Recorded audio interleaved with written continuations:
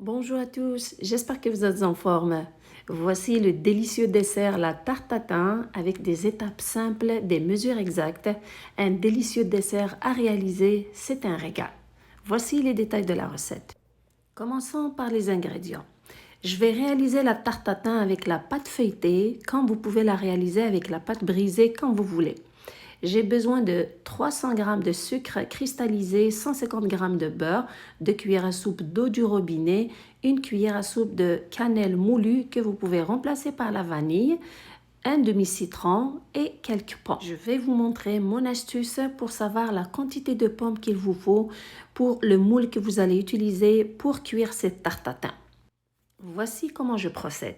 Je prends le moule que j'ai choisi et je prends quelques pommes. J'essaye de remplir celui-ci avec les pommes. Il faut s'assurer que toutes les pommes rentrent à l'intérieur, même si les dernières elles ne rentrent pas bien. C'est pas grave, de toute façon, on voit il y a plein de trous qu'on doit remplir avec celle-ci, car la tarte tatin, les morceaux de pommes doivent être serrés à l'intérieur.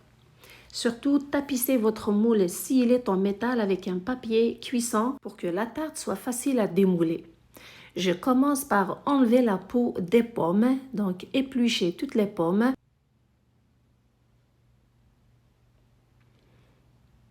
Une fois que c'est fait, je coupe la pomme en 4. C'est important de les couper en gros morceaux, pas en tranches fines. C'est pourquoi je les coupe en 4. Et si jamais vous avez des petites pommes, vous pouvez les couper juste en 2. Puis, je les nettoie, je leur enlève le cœur et les côtés. Je procède ainsi avec toutes les pommes. Si jamais vous aimez la recette, merci de liker, de partager et surtout de vous abonner. Donc, c'est important de bien nettoyer les morceaux de pommes. Une fois que c'est fait, voici tous les morceaux bien propres. Je prends une poêle sur un feu vif. Très important que le feu soit vif pour réaliser le caramel. Je verse le beurre, le sucre, les 2 cuillères à soupe d'eau avec le jus du demi-citron qui va bien ajouter un côté acidulé à cette tarte. Puis je fais cuire tous ces ingrédients pour avoir un caramel. Je m'assure de mélanger tous les ingrédients et de bien répartir le sucre dans la poêle. De continuer de mélanger de temps en temps jusqu'à ce que la couleur du mélange change. Il commence à brunir. Le caramel est prêt. Je mélange le tout, puis je verse les pommes à l'intérieur.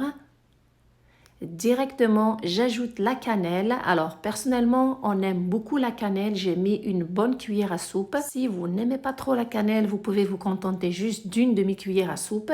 Sinon, vous pouvez la remplacer par la vanille. Je continue de mélanger jusqu'à ce que la cannelle soit bien incorporée à ce mélange et que les pommes soient bien enrobées de tout ce savoureux et parfumé mélange. Je laisse cuire les pommes quelques secondes seulement, environ 30 secondes, pour qu'elles ne se transforment pas en compote.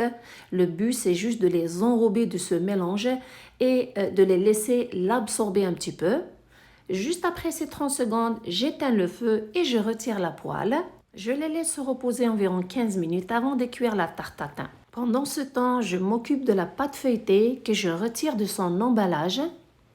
Et vu que mon moule est rond, donc je dois donner la forme ronde à cette pâte, je me sers tout simplement d'un couvercle d'une marmite que je retrace avec une pointe d'un couteau et le tour est joué. Par la suite, je laisse de côté la pâte, je reprends le moule et je procède à aligner les morceaux de pommes à l'intérieur du moule. Si jamais vous utilisez un moule en métal, assurez-vous de le tapisser d'un papier cuisson pour que votre tarte tatin ne colle pas après la cuisson au fond de votre moule et que ça soit facile de la démouler. Alors c'est important d'aligner chaque morceau de pomme.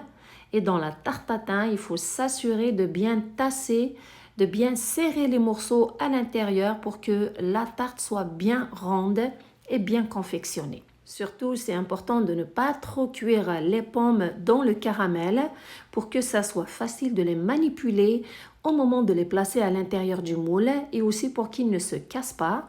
Regardez, il faut les tasser à chaque fois et vous allez voir, le nombre de pommes était suffisant pour le moule. D'où l'importance d'utiliser l'astuce que je vous ai montrée au début. Une fois que tous les morceaux sont placés, la couleur de mon caramel est plus foncée. C'est à cause de la quantité de la cannelle que j'ai mis à l'intérieur. Alors, je verse le caramel sur les pommes. Je m'assure de bien les tasser. Je pique la pâte feuilletée avec une fourchette. Puis, je la mets sur le moule pour couvrir toutes les pommes.